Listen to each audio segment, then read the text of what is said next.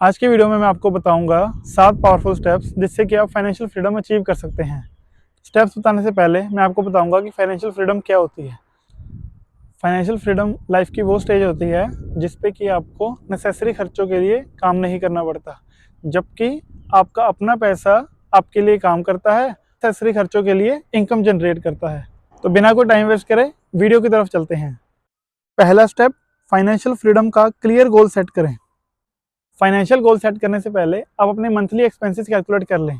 जब आपने अपने मंथली एक्सपेंसेस कैलकुलेट कर लिए तो आप उसे 12 से मल्टीप्लाई कीजिए तो आपका ईयरली एक्सपेंस आ जाएगा। ईयरली एक्सपेंस को आप 25 से मल्टीप्लाई करिए तो आपके सामने एक नंबर आ रहा होगा, वही आपका फाइनेंशियल गोल है। घबराइए मत, मैं आपको बताऊंगा कि आपको उस नंबर तक कैसे पहुंचना है। इस वीडियो के आखिर में मैंने समझाया है कि आप उस नंबर तक कैसे पहुंच सकते हैं using a compound interest calculator. तो इसलिए वीडियो को एंड तक देखना मत भूलें।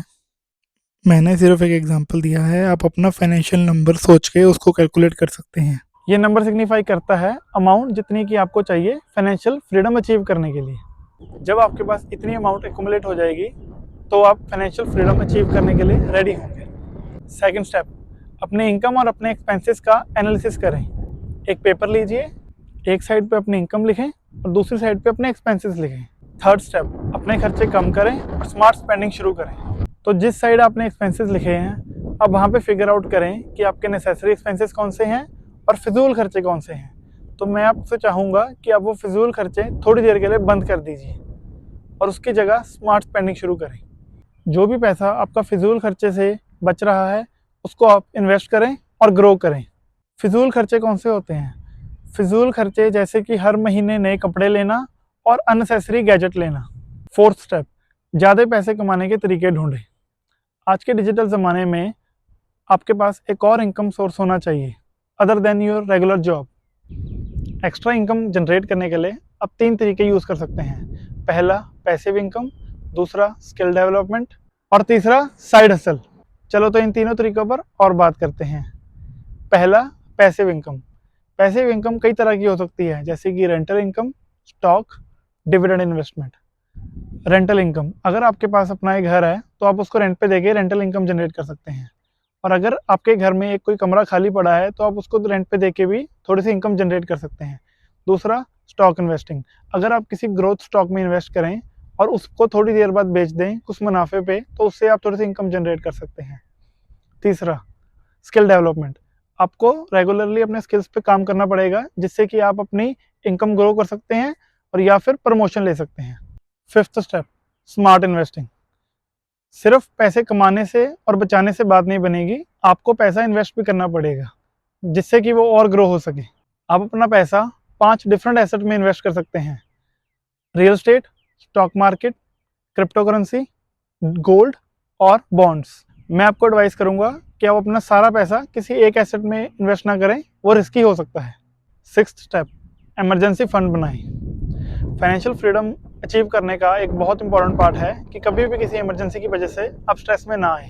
तो इसलिए मैं आपको एडवाइस करूंगा कि आप 3 to 6 मंथ के एक्सपेंसेस अपने हाई इंटरेस्ट सेविंग्स अकाउंट में रखें। ये इमरजेंसी फंड मैं आपको हाई इंटरेस्ट सेविंग्स अकाउंट में रखने के लिए इसलिए बोल रहा हूँ ताकि ये पैसा भी आपके लिए थोड़ा थोड़ा काम करता रहे। सेवंथ, पेशेंस रखें और कंसिस्टेंट रहें। फाइनेंशियल फ्रीडम एक दिन में नहीं अचीव होती, ये एक लॉन्ग टर्म प्रोसेस है और आपको इसमें पेशेंस और कंसिस्टेंट रहना पड़ेगा। आप जो भी पैसा अपने फजूल खर्चों से बचा रहे हैं और अपनी एक्स्ट्रा इनकम से अर्न कर रहे हैं, आप उसको कंसिस्टेंटली इन्वेस्ट करते रहें। आप हाई ग्रोथ म्यूचुअल फंड्स में इन्वेस्ट करें और एक एसआईपी लगा के रखें। आप अपने गोल्स लिखते रहें और हर महीने ट्रैक करते रहें। अब हम बात करते हैं कि आप अपने फाइनेंशियल गोल तक कैसे पहुंच सकेंगे, जो कि है वो मैजिकल नंबर जो मैंने आपको शुरू में लिखवाया था। तो इसके लिए आपको गूगल पे जाना पड़ेगा और गूगल पे लिखना पड़ेगा कंपाउंड इंटरेस्ट कैलकुलेटर HDFC। तो इसमें आप सेकंड लिंक खोलेंगे SIP HDFC वाला। अब जब आप सेकंड वाले लिंक पे खोलोगे तो वहाँ पे लिखा आएगा अमाउंट टू इन्वेस्ट। ये वो अमाउंट है जो आप हर महीने इन्वेस्ट कर सकते हैं। सपोज कि आप 5,000 इन्वेस्ट कर सकते हैं, तो हम वहाँ 5,000 भर देंगे। अब वो पूछेगा कि कितनी फ्रिक्वेंसी। अब आप एक महीने में एक बार ही करेंगे तो साल में 12 बार, तो 30 सालों में 360 टाइम्स। तो हम नंबर ऑफ इंस्टॉलमेंट्स में 360 भर देंगे। उसके बाद एक्सपेक्टेड रेट ऑफ रिटर्न में हम 12% भर देंगे। उसके बाद हम कैलकुलेट पर क्लिक कर देंगे। तो जैसे कि आप देख सकते हैं 1,76,49,568.87 आपकी टोटल इन्वेस्टमेंट 18 लाख की होगी और आपकी टोटल अर्निंग 1,58,49,568. मैं आपको एडवाइस करूंगा कि आप गोल्स छोटे छोटे टाइम पीरियड के लिए लिखें, जैसे कि 1 महीने का, 3 महीने का, 6 महीने का।